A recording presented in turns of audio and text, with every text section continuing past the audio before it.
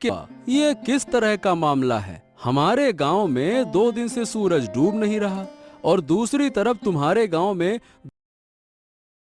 और नहीं तो क्या। अरे तुमको क्या बताऊं, मेरी माँ को है रतौंधी, वो रात में देख नहीं सकती। अब यहाँ 2 दिन से मेरी हालत इतनी खराब हो गई है कि मैं क्या ही बताऊं। माँ घर के कोई काम कर नहीं पा रही क्योंकि रात है और रात में माँ को दिखता नहीं है। वही तो, लेकिन सवाल यह है कि ये हुआ कैसे? ऐसी घटना तो भैया मैंने पहले कभी ना देखी। कभी ऐसा होता हुआ सुना है क्या? बताओ। हमारे गांव में दिन और तुम्हारे गांव में रात हैं।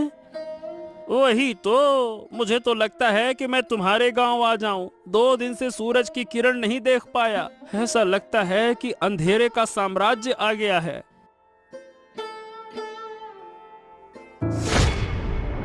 अरे अरे अरे अरे, ये क्या हुआ? ए भैया, तू ऐसे गिर काहे पड़ा? हरेंद्र, क्या हो गया तुझको? अरे मतलब क्या हो गया मुझे खुद समझ नहीं आ रहा। मैंने तुम्हारे गांव में आने के लिए जैसे ही कदम बढ़ाया और झटका लगा। बाप रे, मैं तो तुम्हारे गांव में प्रवेश ही नहीं कर पा रहा हूँ। ऐसा लग रहा है कि जैसे बीच में कोई दीवार खड़ी हो। क्या बात कर रहा है? तो क्या हम एक गांव के लोग दूसरे गांव में नहीं जा सकते क्या? वही तो भैया, लग तो ऐसा ही रहा है। लगता है कि इन दोनों गांव के बीच में कोई अदृश्य कांच की दीवार खड़ी हो गई है। अरे अब क्या करूं, मुझे तो समझ नहीं आ रहा। चल, फिलहाल के लिए तू घर जा। अब देखते हैं क्या किया जा सकता है। कोई उपाय मिल जाए तो मुझे भी बता देना। दोनों गांव में अचानक अजीब घटना हुई। एक गांव में लगातार 2 दिन तक दिन और दूसरे गांव में लगातार 2 दिन तक रात। ऐसी समस्या पहले कभी नहीं देखी गई थी। ओ माँ माँ, अब अच्छा नहीं लग रहा। रात क्यों नहीं हो रही है? इतना लंबा दिन मैंने कभी नहीं देखा। मैं सो भी नहीं पा रहा हूँ, मुझे नींद भी नहीं आ रही। सो नहीं पा रहे हो? क्या हुआ? जाकर सो जाओ। सोने में क्या परेशानी है? मैं क्या सो नहीं रही? वाह, रात के बिना सोने का क्या मजा होता है। रात के बिना सोने से लगता है कि जैसे दिन में सो रहा हूँ। इतना उजाला सहन नहीं हो रहा। ऐसा क्यों हो रहा है माँ? क्यों क्यों माँ? क्या पता किसकी नजर पड़ गई हमारे गांव पर। शायद कोई शाप लग गया है। सुना है हमारे पास वाले गांव में तो 2 दिन से रात हो रही है। 2 दिन से रात हो रही है और रात हो ही नहीं रही है। ये तो बहुत बेकार है। मैं दिन में यहाँ रहूंगा और रात को जाकर उस गांव में सो जाऊंगा। मुझे नहीं रहना दिन दिन दिन दिन में।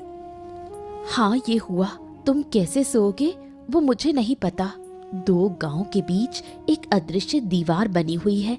वो दीवार पार करके इस गांव के लोग दूसरे गांव में या दूसरे गांव के लोग हमारे गांव में नहीं जा पा रहे।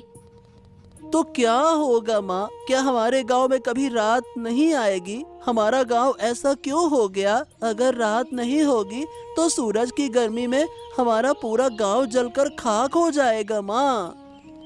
क्या पता बेटा, हमारे भाग्य में क्या है। लेकिन ऊपर वाला जो करेगा वो हमारे भले के लिए ही करेगा।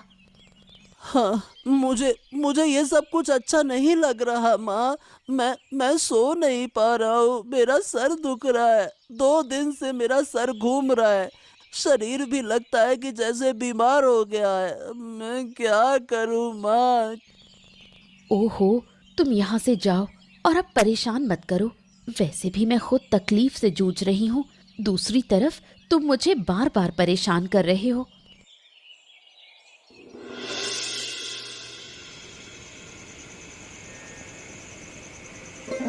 रात के गांव में हरेंद्र की माँ शांता बूढ़ी रहती है, जिसे रात को दिखाई नहीं देता।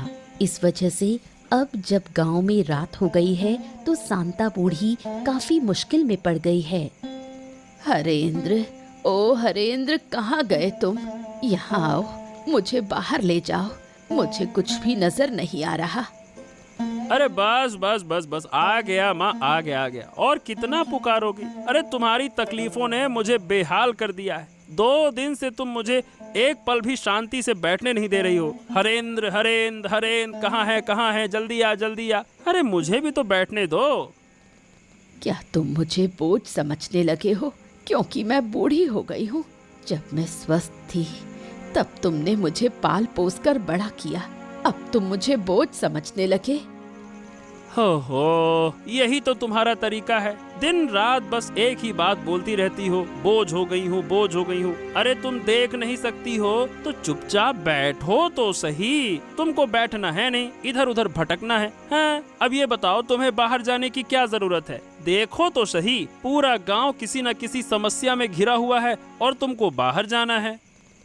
क्या तुम्हें अकेले को समस्या है, गांव के और लोग नहीं? तुम्हें क्यों इतनी तकलीफ हो रही है? ऐसा है अम्मा कि मेरी तरह किसी के पास ये रतौंधी वाली माँ नहीं है जिसे लेकर वो परेशान हो। नहीं तो कोई काम तुम्हारे लिए अब नहीं है। घर के सारे काम मुझे करने पड़ते हैं और तुम्हारी देखभाल भी तो मुझे ही करनी पड़ती है। बस बस, मेरी और देखभाल करने की जरूरत नहीं। जिस दिन मर जाऊंगी उस दिन तुम समझ पाओगे। तुम लोग बड़े होकर शायद बूढ़ी माँ को ऐसी हालत में छोड़ देते हो। ओहो, बस बस बस बस बस, अब ऐसी बातें मत करो। चलो बताओ कहाँ जाना चाहती हो, मैं तुम्हें लेकर चलता हूँ। फिर खाना भी बनाना है, तुम्हें खाना देना होगा, फिर बर्तन साफ करने हैं, तुम्हारा बिस्तर लगाना है, बहुत सारा काम है। चलो जल्दी बताओ कहाँ जाना है।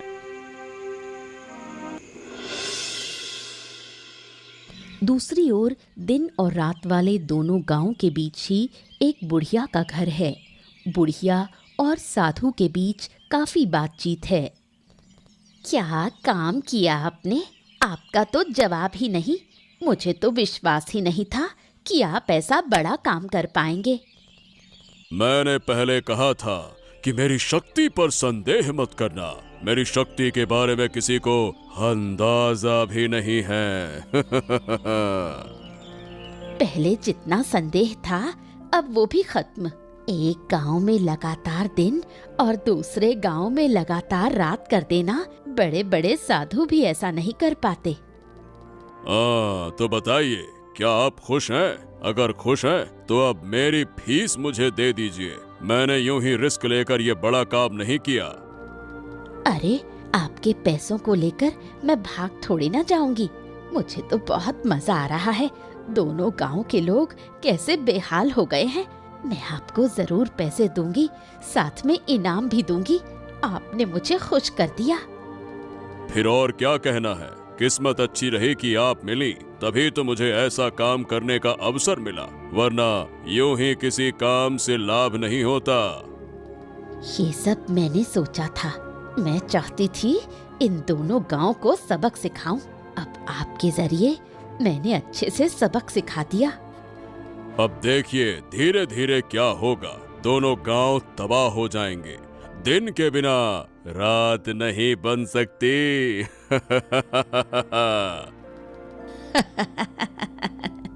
मैं भी यही चाहती थी। मैंने इस दिन का बहुत इंतजार किया है। अब मैं उन्हें हर तरह की तकलीफ दिखाकर सिखा दूंगी कि दुख और अपमान क्या होता है। अब वो मेरा कभी अपमान करने की हिम्मत नहीं करेंगे।